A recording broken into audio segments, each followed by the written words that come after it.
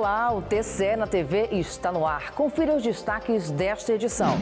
Tribunal de Contas de Sergipe inicia a sessão plenária em 2024 com anúncio de ferramenta de transparência para acompanhar gastos em obras públicas. Vai lá e vê o que está sendo feito no seu município, quanto tempo tem aquela obra, quanto tempo é o prazo para terminar aquela obra, quanto custou aquela obra. Conselheiro do TCE, José Carlos Felizola, apresenta relatório que expõe desafios e disparidades na atenção à primeira infância no estado. Levar para os gestores, nesse primeiro momento, ensinamento do que é esse programa, do que é esse trabalho com a primeira infância. TCE de Sergipe encerra ações do Janeiro Branco com palestra sobre saúde mental destinada aos servidores. A ideia é trazer o sentido para o que a gente faz no nosso dia a dia, porque a gente passa a maior parte do nosso tempo no trabalho.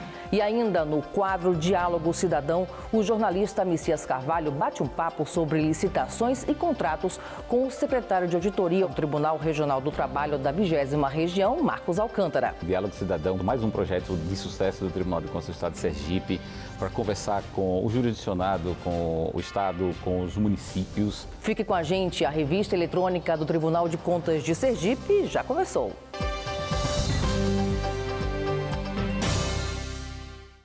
Olá, a partir de hoje estarei aqui com vocês no TCE na TV para divulgar ações desenvolvidas pelo Tribunal de Contas de Sergipe. Desde já agradeço a companhia nessa nova jornada. Então, vamos em frente. Os conselheiros do TCE iniciaram neste mês de fevereiro os trabalhos de fiscalização e controle do erário em 2024.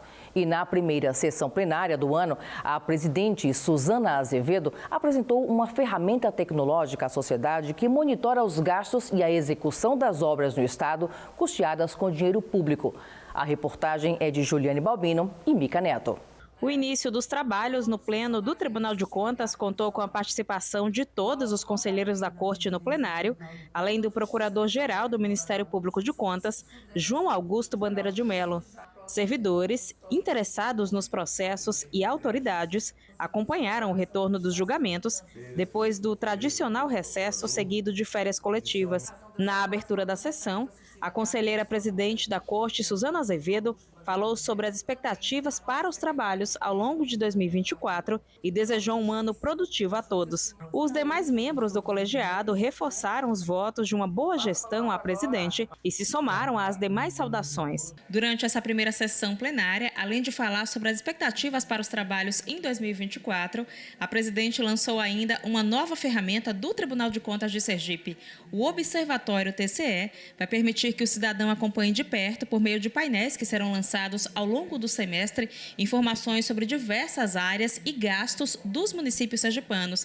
Serão informações como, por exemplo, educação, receitas e despesas. O primeiro painel lançado é o de obras. Todo cidadão sergipano hoje pode acompanhar as obras que são realizadas em Sergipe através da nossa transparência, através do nosso portal, e vai lá e vê o que está sendo feito no seu município, quanto tempo tem aquela obra, quanto tempo é o prazo para terminar aquela obra, quanto custou aquela obra, e faz com que o nosso controle social, que é exercido pelo povo, ele esteja exercido plenamente. Porque quando existe alguma dificuldade daquela obra naquele município, o próprio cidadão sergipano vai encaminhar reclamação para o tribunal e aí podemos agir com muito mais rapidez, com muito mais celeridade. A ferramenta, que pretende garantir mais transparência em relação ao uso do dinheiro público e estimular o controle social, poderá ser acessada por qualquer pessoa por meio do site do Tribunal de Contas. A iniciativa foi criada pela Diretoria de Modernização e Tecnologia do TCE,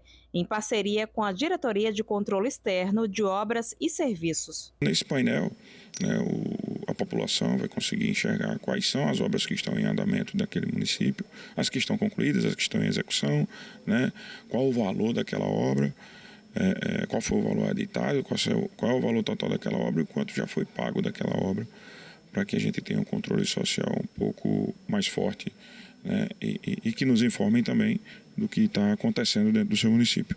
E agora a gente muda de assunto para falar sobre a primeira infância no estado. Assunto que é acompanhado com muita atenção pelo Tribunal de Contas de Sergipe. Depois da fase de coleta de dados, o conselheiro do TCE, José Carlos Felizola, apresentou um relatório que expõe os principais desafios e disparidades para melhorar a situação em todos os municípios. O prazo para o envio das respostas dos questionários que tinham como finalidade traçar um diagnóstico sobre a primeira infância em Sergipe foi encerrado no último dia 29. Todos os 75 municípios sergipanos atenderam à solicitação do TCE e enviaram as respostas. Na primeira sessão plenária de 2024, o conselheiro José Carlos Felizola, que é responsável pelo trabalho, apresentou um relatório sobre as informações coletadas nos questionários. Essa é uma primeira série de questionamentos que nós estamos fazendo com os municípios e nesse primeiro momento nós conseguimos levantar dados significativos sobre a cobertura vacinal, sobre a quantidade de creches e de equipamentos que nós temos disponíveis para as crianças da primeira infância, que é sempre bom lembrar que são as crianças que vão de 0 a 6 anos de idade. Nós também podemos levantar a questão de famílias atendidas pelos Bolsa Família. Ampliaremos essas informações, fazendo cruzamento de dados com outros órgãos, como por exemplo o Ministério Público, como o Tribunal de Justiça, e também nesse primeiro momento conseguimos identificar a importância e a necessidade de que o Tribunal de Contas tenha um trabalho pedagógico, que é isso que a conselheira presidente Suzana Azevedo tem proposto sempre. O conselheiro explicou que a próxima fase dos trabalhos será orientar os gestores por meio de ações educativas e que depois o próximo passo do tribunal será fiscalizar as políticas públicas para a primeira infância em Sergipe. Levar para os gestores, nesse primeiro momento, ensinamento do que é esse programa, do que é esse trabalho com a primeira infância, para que lá na frente, depois de esgotarmos essas medidas educativas, nós possamos aí sim fazer uma fiscalização efetiva e, porventura, punir aqueles que não se enquadrarem nessas políticas tão importantes e caras para a sociedade. A importância da saúde mental no ambiente de trabalho foi tema da palestra que finalizou as ações do Tribunal de Contas de Sergipe em alusão à campanha Janeiro Branco. Confira. A campanha Janeiro Branco chama a atenção para a importância dos cuidados com a saúde mental e incentiva a busca por apoio. No Brasil, de acordo com a Organização Mundial da Saúde, 1 em cada 4 pessoas no país sofrerá com algum transtorno mental ao longo da vida. Atento a esses dados, o Tribunal de Contas aderiu à campanha e promoveu na última quarta-feira a palestra Janeiro Branco, uma reflexão sobre a minha saúde mental, ministrada pela médica e psiquiatra Clarissa Bastos, que conversou sobre a importância de buscar felicidade nas pequenas coisas da nossa rotina. Tudo que eu faço com motivação é mais leve, é mais fácil, eu reclamo menos, eu canso menos. Então a ideia é que a gente procure em cada coisinha pequenininha, num trabalho que eu faço, dar sentido àquilo que eu estou fazendo. Então a ideia é trazer o sentido para o que a gente faz no nosso dia a dia, porque a gente passa a maior parte do nosso tempo no trabalho, né? Maravilhosa essa iniciativa, né? De pensar nos funcionários, né? No trabalho do dia a dia, o coletivo. A programação contou também com uma apresentação da psicóloga Lorena Lins, que atua na Coordenadoria de Serviços Médicos e Odontológicos do TCE. Ela deu exemplos de cuidados simples que todos podem adotar e que podem contribuir para manter a saúde mental. Manter uma boa higiene de sono, de alimentação, exercícios físicos muitas vezes ajuda e procurar aquilo que te dá satisfação e prazer, né? Então, são algumas atitudes aí que a gente pode pensar em prevenir algum problema, algum agravamento aí nas questões de saúde mental. O evento para marcar o Janeiro Branco foi o primeiro promovido pela atual gestão do TCE, que tem à frente a conselheira presidente Suzana Azevedo. Além de servidores, diversos visitantes aprovaram a iniciativa e também destacaram a importância de conversar sobre o tema. O Tribunal de Contas teve uma excelente iniciativa, fazer essa palestra para que os profissionais daqui também venham entender da importância de buscar ajuda, né? Nesse mundo que a gente vive de tantas atividades que fomos atropelando, vivendo um corre-corre grande e depois nós tivemos que parar por 2 anos por uma pandemia. Iniciando o ano com uma palestra como essa, a gente já pode perceber que grau e nível vai ser a presidência da doutora Suzana, que vai nos presentear com certeza com brilhantes palestras em todas as áreas que a gente necessita. A seguir, o governador do estado, Fábio Mitidieri, recebe comunicado de vacância do cargo de procurador-geral do Ministério Público de Contas de Sergipe. E ainda, na estreia do quadro Diálogo Cidadão do TCE na TV, o jornalista Messias Carvalho conversa sobre licitação e contratos com o secretário de auditoria do TRT, Marcos Alcântara.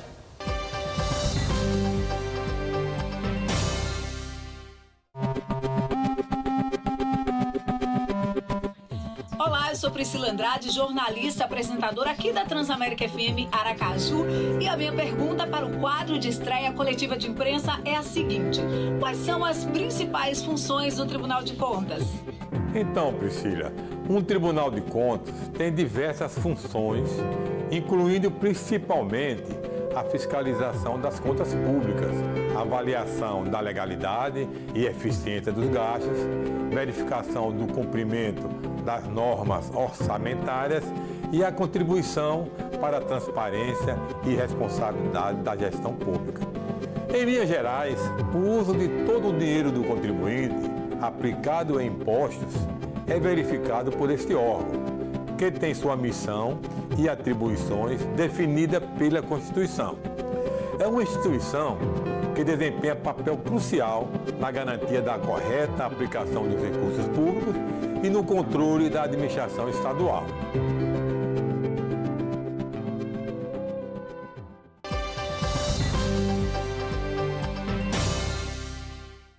O governador do estado, Fábio Mitidieri, já foi comunicado da vacância do cargo de Procurador-Geral do Ministério Público de Contas de Sergipe.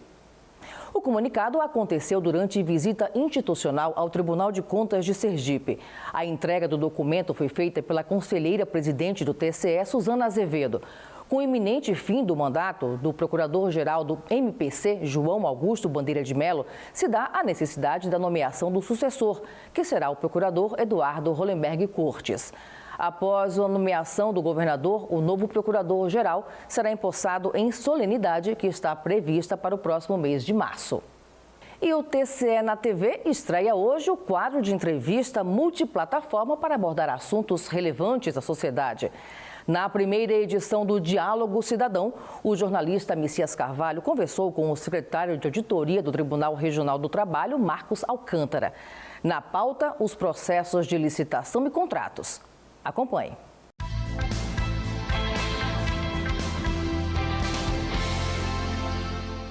Olá, sejam bem-vindos à primeira edição do Diálogo Cidadão. Novo quadro de entrevista multiplataformas, gravado aqui no Pleno do TCE, que além do formato em podcast, também terá versões exibidas no nosso TCE na TV e nas nossas redes sociais do Tribunal de Contas. Aqui traremos sempre convidados para falar sobre temas relacionados à atividade fim do Tribunal de Contas, como fiscalização e controle das contas públicas. E o convidado de hoje é o secretário de Auditoria do TRT da 20ª Região, referência em licitações e contratos, Marcos Alcântara. Professor, 14.133, que não é de agora, é de 2021. Que bicho é esse? Assusta tanto. É verdade o que se diz de forma temerária dessa legislação? Bom, inicialmente, obrigado pelo convite. Diálogo Cidadão, mais um projeto de sucesso do Tribunal de Contas do Estado de Sergipe, para conversar com o jurisdicionado, com o Estado, com os municípios e com a sociedade, principalmente com a sociedade. Lei 14.133 é uma lei que veio para suceder outras leis de licitações. A Lei Geral, a 8666, a Lei do Pregão, modalidade fantástica criada lá no ano 2000, na época iniciada na Anatel, e depois veio para a União e depois os estados e municípios, e o regime diferenciado de contratações públicas. Essa lei não é uma lei que veio para assustar, pelo contrário, é uma lei que veio para reunir o que se tinha de boa prática, desde a 8666, passando pelo Pregão e no RDC, notadamente com a legislação do Pregão.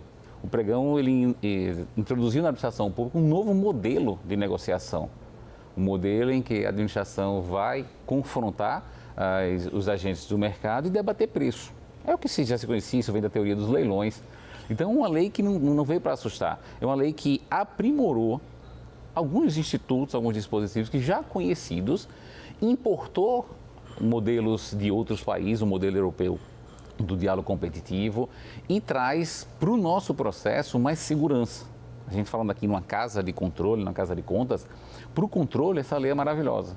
Essa lei finalmente diz o que faz o controle interno, traz mais atribuições para o órgão de assessoramento jurídico, traz mais responsabilidade para a alta administração, traz conceitos modernos como governança, planejamento, não é nem tão moderno assim, planejamento é a essência de qualquer projeto de trabalho. Então, já para desmistificar, a Lei 14.133 não é uma lei que veio para assustar ninguém, nem para complicar a vida. Pelo contrário, o que a gente precisa é coragem para enfrentar esse desafio. O gestor, ele precisa ter a clareza, o entendimento do tamanho que a responsabilidade da 14.133 traz, e com todos que estão nessa cadeia envolvidos, né? Não raro você vê, às vezes, controle interno ser apenas uma figura decorativa de uma prefeitura ou de um órgão público.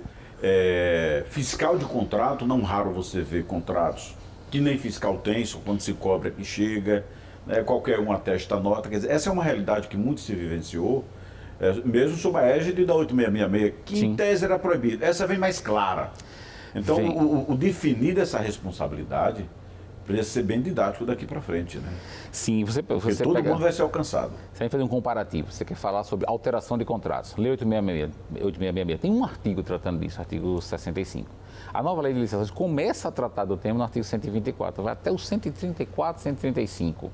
Então, aquilo que a gente conhecia, o fiscal de contrato atuava olhando um pouco mais artigos da lei, mas tinha a doutrina, a jurisprudência, tudo isso foi incorporado na nova lei. E aí vem agora essa questão, deixa eu fechar para eu abordar essa questão do diálogo, né? Essas são dos itens novos que a 14.133 incorpora, né? A mesa negocial, né? Daqui a pouco eu quero falar também sobre as centrais de compras. A gente falou em compras, aquisições, e tem algumas dúvidas que permeiam esse tema. Esse diálogo, essas mesas negociais, o senhor consideraria hoje um dos instrumentos mais fortes em favor da coisa pública? Eu acho que é um grande avanço a gente incorporar na legislação de licitações as mesas negociais. Porque um processo de licitação é um processo de contratação e não deixa de ser uma negociação. Então, pegando só a semelhança entre as palavras, vamos dizer assim. Trazer a negociação, trazer a consensualidade para um processo de contratação pública, isso é maravilhoso. Quantas demandas públicas, quantos contratos, quantas obras nós já vimos no nosso país paradas por questões de falta de entendimento entre a parte que está executando o contrato e a administração pública. Eu quero um reequilíbrio, não cabe reequilíbrio. E aquilo aquilo vai para o judiciário, isso acaba infestando, entupindo o Poder Judiciário de processos que poderiam ser resolvidas numa negociação com a anuência de alguém que tem competência para isso. A obra para mesmo. Para muito.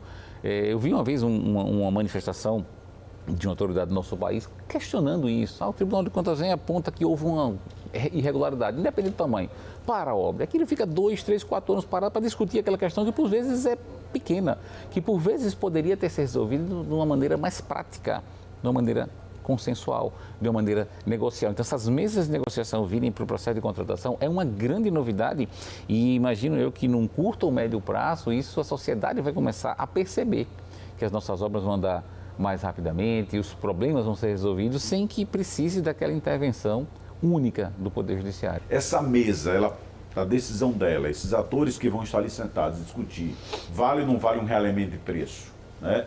Ou uma redução de preço, ela tem força, essa mesa ela passa a ter força de lei, a força da lei.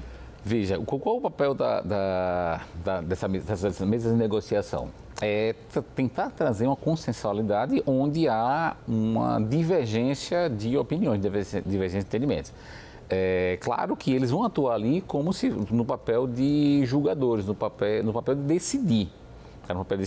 Isso precisa estar muito bem regulamentado, precisa ser muito bem implementado pelas administrações, pelos municípios, pelo Estado, pelos tribunais, ou seja, pelos órgãos públicos, mas que a regulamentação vai dar esse poder.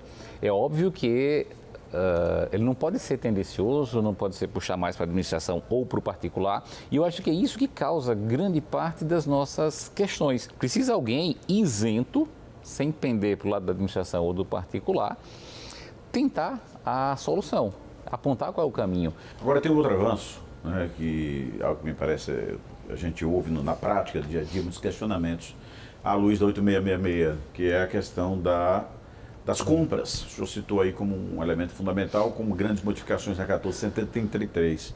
Aracaju é um grande exemplo hoje, já tem uma central de compras O que é isso na nova? Vamos falar aqui para o jurisdicionado. O que é que ele vai ter que fazer? Né? E para a população em si, o que ela ganha com a existência dessa central de compras? O que é a ideia da central de compras? Você centraliza, você cria uma grande estrutura de compras, você vai alocar ali todos os servidores que têm expertise em realizar contratações. A SEAD, por exemplo, do Governo do Estado, tem diversos pregoeiros, a Secretaria do município de Aracaju também tem todos os seus pregoeiros lá. E todas as contratações, ressalvadas algumas exceções, que pode ficar a critério do gestor, geralmente a saúde fica apartada, porque são compras bem específicas, segurança pública, mas todas as outras contratações ficam a cargo dessa central. Vamos agora, né, fazer aqui um comparativo, né, bebendo aí da sua sabedoria, do seu conhecimento profundo sobre essas questões de licitação. O que tem efetivamente de bom e o que pode ter de ruim aí se não for implementado na 1483? Coisas boas que a lei traz. O Portal Nacional da Contratação Pública. Aí eu estou pensando no cidadão, estou pensando na transparência, no acesso à informação. Imagine que todas as licitações de todos os órgãos públicos do Brasil estarão noticiadas no PNCP. Não é só o aviso, o edital vai estar no PNCP, no portal. Celebrado o contrato vai para o Portal Nacional. Os artefatos de planejamento, o estudo técnico preliminar, o termo de referência, o projeto básico, a pesquisa de preço, tudo isso vai estar à disposição do cidadão. Isso é fantástico para fins de transparência e para fins de controle, que a gente iniciou aqui falando, do principal controle que eu acho que tem que ser feito nesse país, que é o controle social. O que a lei pode trazer de ruim? Caramba! Quando eu falo ruim, é assim, dificuldades para o gestor. Eu acho que a dificuldade... Em tese, o espírito da lei busca salvar os princípios basilares, né? De economicidade, ou seja, de justeza com o uso da máquina pública, né? E eu apontaria como uma dificuldade que a nova lei traz é a mudança de cultura. E tem o medo do novo, é normal. É uma nova lei, eu não sei, eu não fui capacitado. Capacite-se, leia a lei. E só fechar, quero saber, até onde vai a obrigação ou a permissividade para que se use nessas funções estratégicas de controle, cargos em comissão? Esse é um tema bastante polêmico da lei. A lei, no artigo 8º, ela diz que o agente de contratação, que é aquele que conduz o processo de licitação, é o pregoeiro ou, numa concorrência mais simples, é um agente de contratação. Esse deve ser do quadro permanente da administração pública. Então, ele tem que ter um vínculo com a administração pública. Eu tenho um vínculo permanente com o TRT. Eu posso ser um pregoeiro no município de Propriá. Tá? Mediante requisição, eu vou lá, sou requisitário, vou trabalhar em Propriá. Beleza, eu sou servidor do quadro permanente da administração pública. O que ocorre? Onde está a polêmica? De ser ou não esse dispositivo uma norma geral de licitação, porque compete privativamente à União trazer as normas gerais de licitações e contratos. Isso é uma norma de licitação? A forma como você escolhe uma pessoa para trabalhar na licitação pública, eu acho que isso é norma de pessoal. E norma de pessoal, cada um tem a sua. O município de Propriá tem, o Estado de Sergipe tem, o Federal tem a Lei 8.112. Então, essa é uma divergência que há na doutrina. O Estado de Sergipe regulamentou, dando a possibilidade de ser um servidor que exerce um cargo em comissão, o município de Aracaju também, já outros municípios e estados regulamentados dizendo que tem que ser do quadro permanente. Fica a critério da administração. A minha sugestão é, se vai regulamentar diferente do que está na lei, faça por lei. Professor, muito obrigado. A gente termina este diálogo, né, deixando no ar essa polêmica que vai render, com certeza, muitos frutos ainda, até porque essa legislação, a despeito de ter sido publicado em 2021, ainda é algo absolutamente novo e vai precisar, como o senhor lembrou muito bem, de muitas regulamentações ainda. E a polêmica está deixada aí. Muito obrigado. Bom, eu agradeço a participação, agradeço de estar presente aqui, né, no primeiro diálogo cidadão, e de fato a gente tem muita polêmica. A sugestão que eu posso dar, assim, como última dica para o colega: estude, leia a lei, busque na internet, capacite-se, use a estrutura da Escola de Contas, do Tribunal de Contas do Estado de Sergipe e vamos adiante. O bicho não é tão feio como alguém um dia tentou pintá-lo. Não, é uma boa lei e a gente vai conviver com ela como convivemos com as leis anteriores. A entrevista que acabamos de exibir, você pode rever na íntegra no Spotify e também nos recortes em nossas redes sociais. E o TCE na TV de hoje fica por aqui. Obrigada por sua companhia. Até o nosso próximo encontro.